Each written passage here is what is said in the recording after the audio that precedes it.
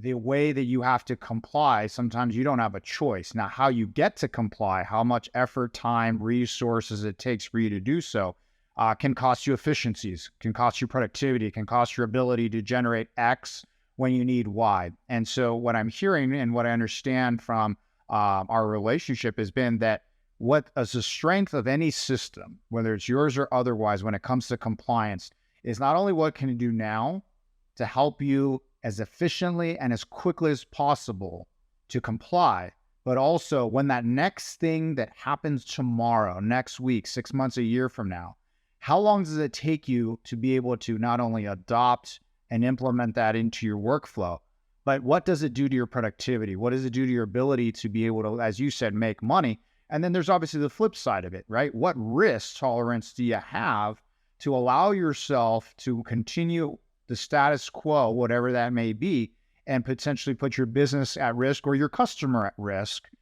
for not being compliant? And so really being able to understand all of the nuance of all the different laws that are applicable to your calls and how you can operationalize that in your business, and doing so in a very quick, easy, singular place is really important. And so as an addition to that dynamic, one of the areas that customer dynamics I know focuses in is also in being able to compliantly dial from a TCPA standpoint, and to do so in a productive manner. Can you give us some insight into at least that piece of it, of why? I mean, that's not new. Tons of people have TCPA solutions. They've had them for a long time. Why would someone buy another TCPA solution if they've already been dialing compliantly for a while? Well, I think that's a really good question, and that's we hear customers ask us that all. Why should we look at you guys? Why is your mousetrap better than the mousetrap that I'm currently using? And let's really layer. It's really layers on the whole TCPA compliance and outbound. And let's start with sort of the fundamentals. The DNC, do not call. Reassign number, do not don't check to see that it's not reassigned.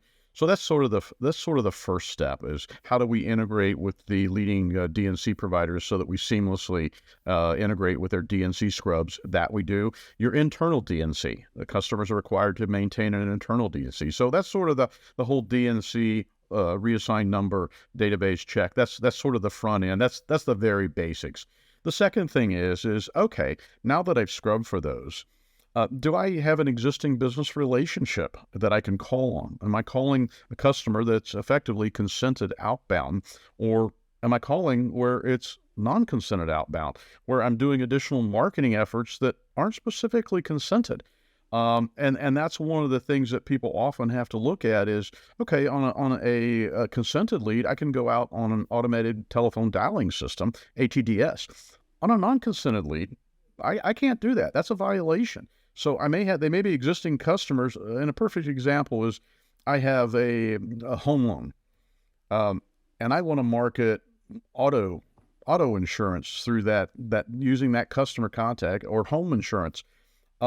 Those marketing calls for auto insurance or home insurance are not existing business relationships. Those are marketing outbound efforts. So if you don't have express written consent for those, you can't go out on an ATDS. We offer both solutions, a ATDS compliance solution and a non-consented, which is Safe Select, our product. So we can go out on Safe Select very efficiently, not as fast as an auto dialer, but very close to it, where you can make that outbound call and be in compliance. You also have the states who have maybe different definitions from the federal ATDS. You have two layers of ATDS. You have the federal definition, and you may have a state definition, which is different. You have call window opportunities or curfews on a federal level that states are likely going to be tighter than the federal level. So you have all these different, what I call layers and filters that you have to go through to make sure that you're going out in a compliant manner. Maybe it's a requirement of 3 times in 24 hours. Debt collection is a little bit different. 7 times in 7 days. Any mode of communication, voice, SMS, email. And you have to make sure that your system allows the suppression, that you don't exceed those thresholds. And you also need to be able to go out on a omni-channel approach. The phone call is not the best way a lot of times. A lot of the younger generation, they don't want to call. They want an SMS or an email or combo. So you can use these systems to design your campaigns, to design your layers of compliance so that if there's a regulation change tomorrow, it's very easy. It's just a setting. It's not massive reprogramming. It's not rewriting code. It's not 2 months of development and thousands of dollars of cost. It's merely settings in a system that you can move. So, that's how we look at it, is making those changes quickly, having those systems that can address all the layers, and then having the infinite flexibility to design your outbound campaigns with all the different compliance requirements that are there. And quite frankly, if you just diagram it out, it's not that hard. It really isn't that hard. But there's layers, and you have to address each layer, or columns. Address each column of compliance, and then look at how you want to design it and set your system up. And we have that capability. So that's how I hate to say it, Christian, but I'm kind of reverting back to the old.